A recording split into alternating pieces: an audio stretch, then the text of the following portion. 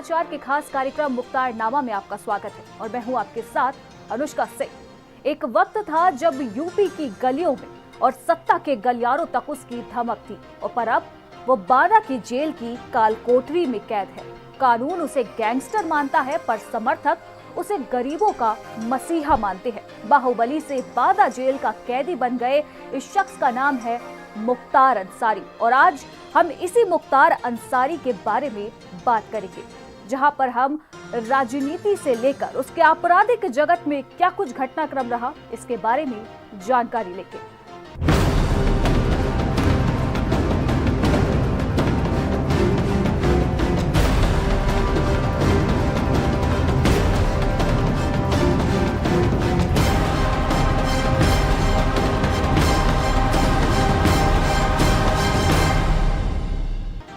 90 के दशक में यूपी के पूर्वांचल में मुख्तार अंसारी का अलग ही रसूख था। माफिया, गैंगस्टर, हत्यारोपी समेत दर्जनों मामले मुख्तार अंसारी पर दर्ज है। बावजूद इसके यूपी की राजनीति में मुख्तार अंसारी अपना लोहा मनवाते रहे। राजनीति में तमाम दिग्गजों को चुनौती देने वाले बाहुबली मुख्तार का क्या रहा इतिहास, आइए जानते हैं इस खास रिपोर्ट में।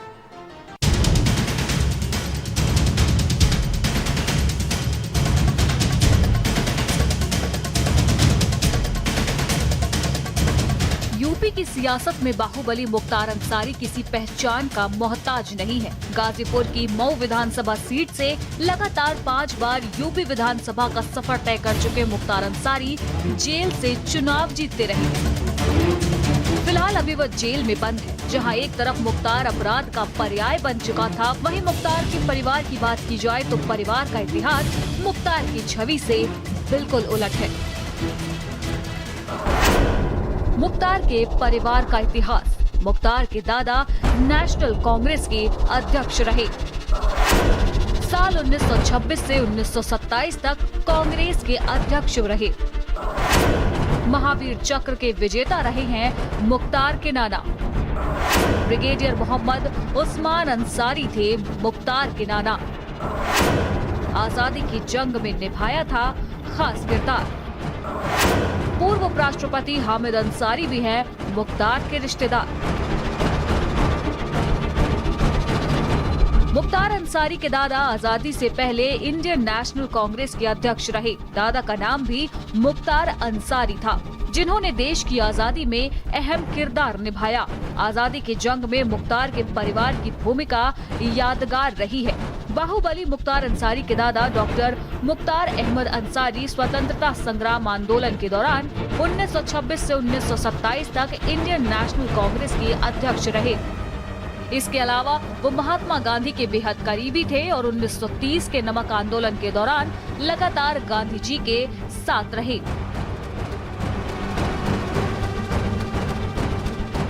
पूर्वांचल में उस दौर में मुख्तार के परिवार का बहुत सम्मान हुआ करता था और लोग बेहद अदब के साथ पेश आया करते थे। मुख्तार अंसारी के दादा की तरह मुख्तार के नाना भी देश की नामचीन हस्तियों में से एक थे। शायद कम ही लोग जानते हैं कि महावीर चक्र विजेता ब्रिगेडियर मोहम्मद उस्मान अंसारी बाहुबली मुख्तार अंसारी के नाना थे, जिन्होंने 1947 की जंग में न सिर्फ भारतीय सेना की तरफ से नौशेरा की लड़ाई लड़ी, बल्कि हिंदुस्तान को जीत भी दिलाई।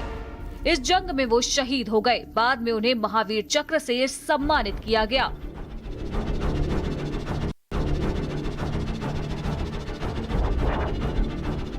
अंसारी परिवार की इसी विरासत को मुख्तार अंसारी के पिता सुभानुल्लाह अंसारी ने आगे बढ़ाया। कम्युनिस्ट नेता होने के अलावा अपनी साफ सुथरी छवि की वजह से 1971 में वो नगरपालिका के चुनाव में निर्विरोध चुने गए। भारत के पूर्व उपराष्ट्रपति हामिद अंसारी भी मुख्तार के रिश्ते में चाचा लगते हैं। वो उपराष्ट्रपति से पहले विदेश सेवा में थे और अलीगढ़ मुस्लिम विश्वविद्यालय के वाइस चांसलर भी रहे। पर परिवार के शानदार इतिहास को पीछे छोड़ मुख्तार अपराध की दुनिया में आ गया और हत्या और अपहरण जैसे गंभीर अपराधों में उनका नाम आता रहा। धीरे धीरे गैंग का सरगना बना और पूर्वांचल में गैंग वॉर की शुरुआत यहीं से हुई। मुख्तार का परिवार चाहे जितनी भी अच्छी छवि वाला क्यों न रहा हो, पर मुख्तार ने अपराध से नाता नहीं तोड़ा। मुख्तार अंसारी राजनीति में आने के बाद भी अपराध की दुनिया में सक्रिय रहा। साल 2005 में बीजेपी विधायक कृष्णानंद की हत्या के आरोपी जब मुख्तार अंसारी पर लगे तो ये मामला काफी ज्यादा सुर्खियों में रहा।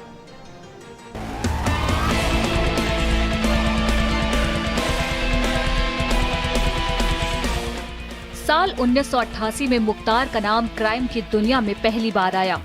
मंडी परिषद की ठेकेदारी को लेकर लोकल ठेकेदार सच्चिदानंद राय की हत्या मामले में मुख्तार का नाम सामने आया। इसी दौरान त्रिभुवन सिंह के कांस्टेबल भाई राजेंद्र सिंह की हत्या बनारस में कर दी गई। इसमें भी मुख्तार का ही नाम सामने आया। वहीं 1990 में गाजीपुर जिले में तमाम सरकारी ठेकों पर ब्रजेश सिंह गैंग ने कब्जा करना शुरू कर दिया। अपने काम को बनाए रखने के लिए मुख्तार अंसारी के गिरोह से उनका सामना हुआ और यहीं से ब्रजेश सिंह के साथ मुख्तार की दुश्मनी शुरू हो गई।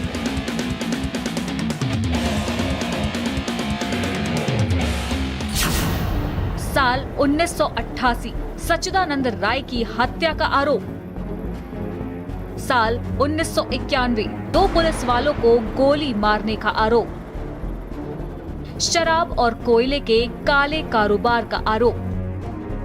साल 1996 एएसपी उदय शंकर पर जानलेवा हमले का आरोप। साल 1997 कोयला व्यवसायी रुंगटा के अपहरण का आरोप। साल 2005 मऊ जिले में हिंसा भड़काने का आरोप। 2005 बीजेपी विधायक कृष्णानंद राय की हत्या करवाने का आरोप। साल 2008 गवाह धर्मेंद्र सिंह पर हमले का आरोप। साल 2010 गवाह राम सिंह मौर्य की हत्या का आरोप।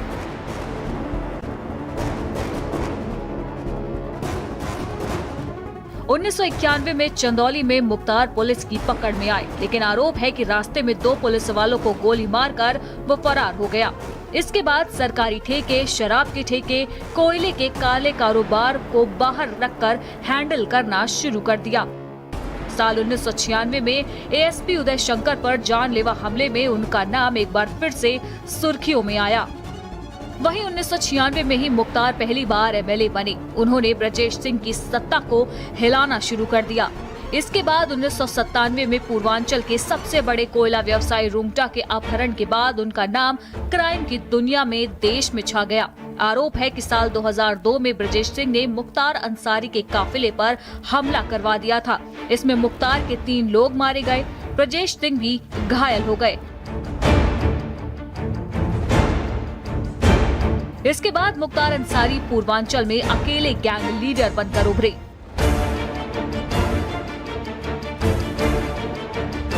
अक्टूबर 2005 में मऊ जिले में हिंसा भड़की।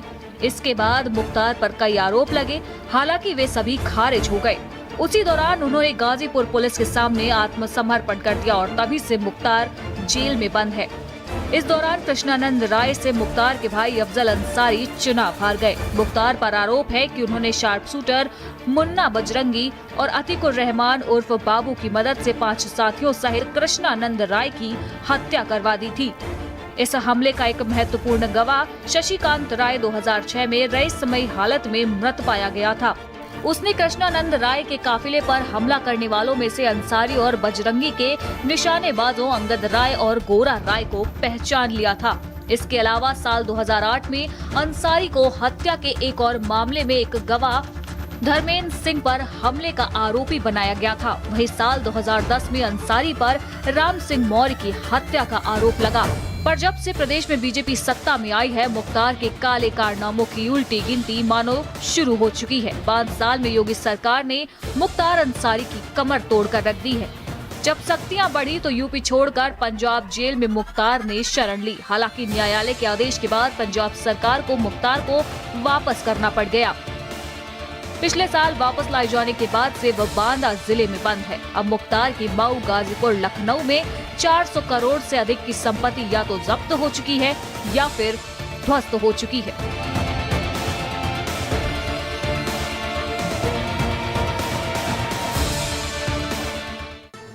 तमाम आरोपों के बीच मुख्तार राजनीति में मजे हुए खिलाड़ी माने जाते हैं। आपराधिक छवि होने के बावजूद मुख्तार जनता के बीच विश्वास कायम रखने में सफल रहा। कई लोगों को तो मुख्तार अंसारी गरीबों का मसीहा लगता है।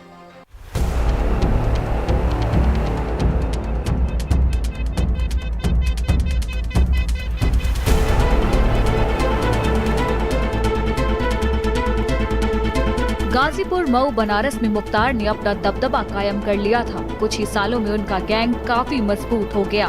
कहा जाता है कि एक तरफ मुख्तार अंसारी अंडरग्राउंड होकर अवैधानिक कामों से जबरदस्त पैसा कमा रहे थे। जमीन कब्जा, शराब के ठेके, रेलवे ठेकेदारी जैसे कई कामों में उनका कब्जा बढ़ता जा रहा था, तो वहीं दूसरी तरफ वो आम जनता की मदद करके अपनी छवि को सुधारने का काम भी कर रहे थे। इसके बाद मुख्तार अंसारी ने राजनीति में आने का मन बना लिया। अंसारी परिवार पूर्वांचल में अच्छा खासा रुतबा रखता था और साथ ही मुख्तार अंसारी ने भी गरीब लोगों के बीच अपनी छवि रॉबिन हुड वाली बना ली थी। इसीलिए साल 1996 में बहुजन समाज पार्टी की तरफ से मऊ सीट से मुख्तार अंसारी ने विधानसभा चुनाव लड़ा। अंसारी ने इस चुनाव में जीत हासिल की और इस तरह पूर्वांचल का ये भूमाफिया अपराध की दुनिया से राजनीति में प्रवेश कर चुका था।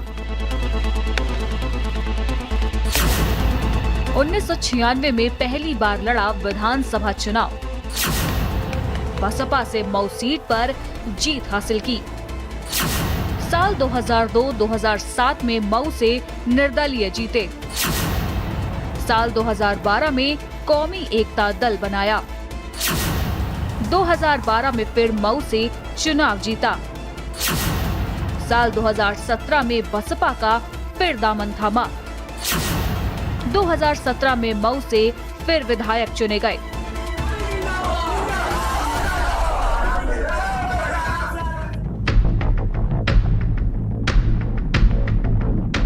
मुख्तार अंसारी हर बार मऊ सीट से ही चुनाव लड़ते रहे और यहां से 5 बार लगातार विधायक भी चुने गए।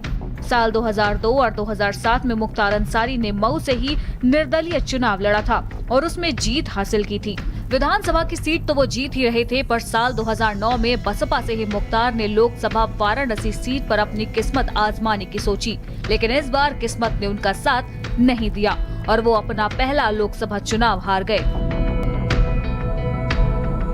साल 2012 में मुख्तार अंसारी ने कौमी एकता दल के नाम से एक नई पार्टी को बनाया और इसी पार्टी से उन्होंने विधानसभा चुनाव में जीत हासिल की। वहीं साल 2017 में एक बार फिर से मुख्तार अंसारी ने बीएसपी का रुख किया और मऊ से विधायक चुने गए। हालांकि मुख्तार अंसारी 2005 के बाद से ही अलग अलग जेलों में बंद हैं। पहले उन्हें गाजीपुर जेल में रखा गया, उसके बाद मथुरा, आगरा, बांदा जैसे कई जेलों में सालों तक वो बंद रहे, लेकिन बावजूद इसके पूर्वांचल में उनका दबदबा कायम रहा। अपनी सुरक्षा की मांग को लेकर वो कुछ समय तक पंजाब की रोपड़ जेल में भी रहे। रोपड़ जेल में तो मुख्तार अंसारी को वीआईपी ट्रीटमेंट देने की खबरें भी सामने आई थी। कहा जा रहा था कि खुद कई जेल अधिकारी मुख्तार अंसारी की तीमानदारी में लगे हुए हैं। हालांकि बाद में एक बार फिर उन्हें बांदा जेल भेज दिया गया। मुख्तार जिस भी जेल में रहे, राजनीति की बिसात वहीं से बिछाते रहे। वो जेल से ही पूर्वांचल की राजनीति में अपना खेल खेलते रहे। अपने बेटे और भाई दोनों को सीट दिलवाने में मुख्तार अंसारी का ही हाथ है। हालांकि पिछले कुछ सालों से जब से बीजेपी की सरकार आई है, मुख्तार अंसारी की मुसीबतें बढ़ती जा रही हैं। उत्तर प्रदेश सरकार ने मुख्तार अंसारी और उनके पूरे गैंग पर शिकंजा कसना शुरू कर दिया है। उनकी करोड़ों रुपए की अवैध संपत्ति को जब्त कर लिया गया है, जबकि इस गैंग के कई गुर्गे अलग अलग आरोपों में जेल में बंद है।